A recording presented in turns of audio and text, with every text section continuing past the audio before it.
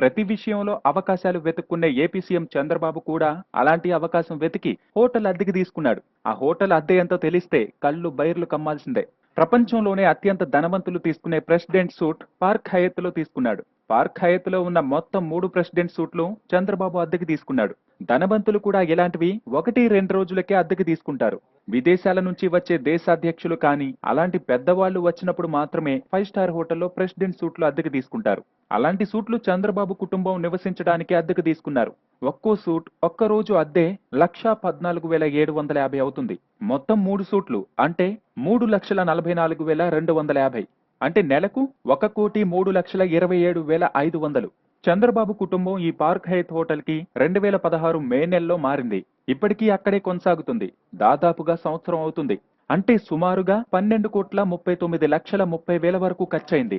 ఇప్పటి వరకు చంద్రబాబు కుటుంబం కోసం ఆంధ్ర ప్రభుత్వం చెల్లించిన హోటల్ అద్దె అక్షరాల 12,39,30,30,000 రూపాయలు.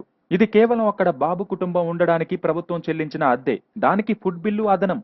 అక్కడ ఒక్కో కాఫీ 750 రూపాయలు, వాటర్ బాటిల్ 450 రూపాయలు. ఇంకా భోజనం, అదనపు సౌకర్యాలు అన్నీ కలుపుకుంటే కుటుంబ సభ్యులకి, వచ్చిపోయే అతిథులకు, అక్కడ వీళ్ల కోసం ఉండే సెక్యూరిటీ వాళ్లకి సంవత్సరానికి కనీసం ఇంకో 8 కోట్లు సులభంగా అయి ఉంటుంది. తక్కువలో తక్కువ లెక్కలు వేసినా చంద్రబాబు ప్రభుత్వం ఒక్క సంవత్సరం కోసం ఆంధ్ర ప్రభుత్వం చెల్లించింది 20 కోట్ల పైమాటే.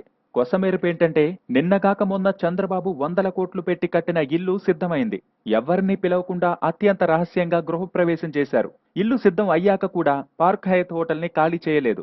తను 100 కోట్లు పెట్టి కట్టుకున్న ఇంటి రహస్యం బయటకు తెలిసిపోతుందేమో అని భయంతో ఇంకా రాబోయే రోజుల్లో కూడా చంద్రబాబు మీటింగ్లన్నీ పార్క్ హయత్ లోనే ఉండబోతున్నాయి. అందుకే మిగతా 2 సంవత్సరాలకు కూడా హోటల్ అద్దెలు తప్పవు. రహస్య మీటింగ్లంటే ఆ మాత్రం అద్దె చెల్లించాలి కదా.